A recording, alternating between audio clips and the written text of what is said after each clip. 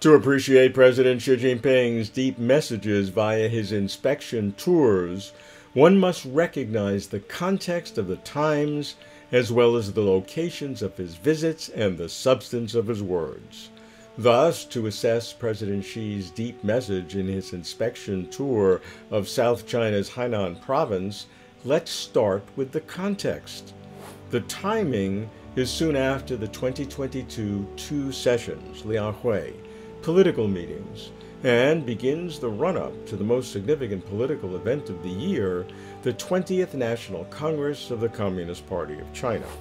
And current problems are not insignificant, including COVID-19 resurgence in Shanghai and elsewhere, the economic and political impact of the Russia-Ukraine war, and various downward pressures on China's economy. This is President Xi's third inspection of Hainan since 2012, and it is instructive to compare what he stresses now with what he stressed then.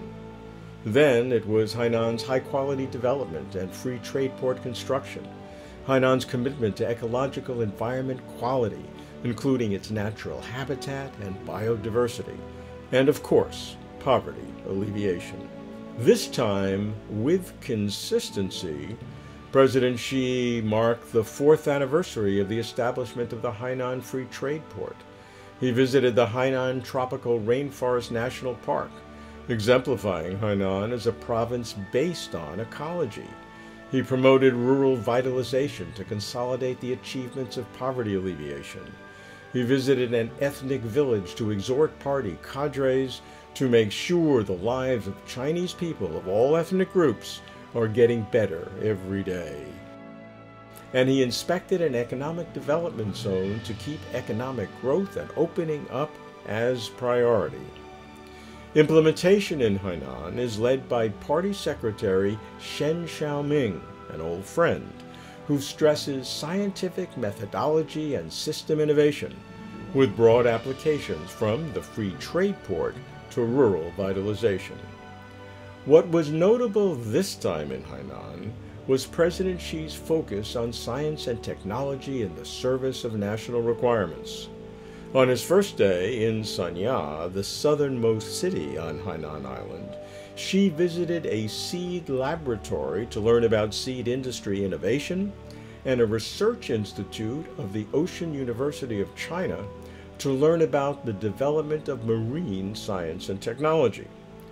President Xi's deep message, viewed one way, is that underlying both science-based visits are the same twin drivers of technological innovation and indigenous innovation. And viewed another way, Xi's deep message is that both seeds and ocean are vital for China's national strategy and security.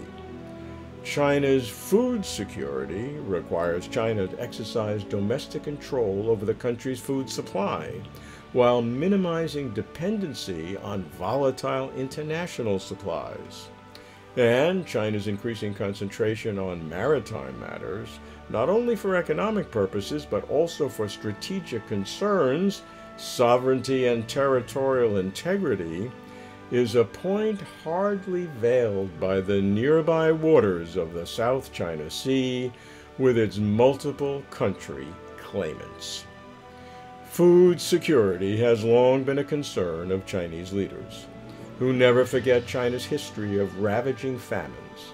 And while China has made great progress in recent decades, President Xi has again elevated food security to high national priority, highlighted by his remarks at the recent National People's Congress.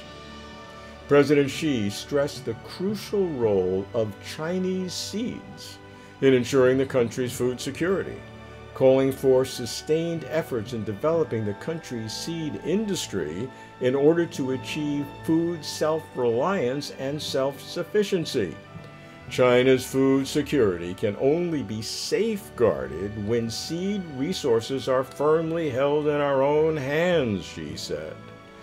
Always a realist who sets aspirational goals with achievable timeframes, President Xi cautioned that the process would take time. "It takes 10 years to sharpen a sword," he said, quoting the Chinese saying. I'm Robert Lawrence Kuhn.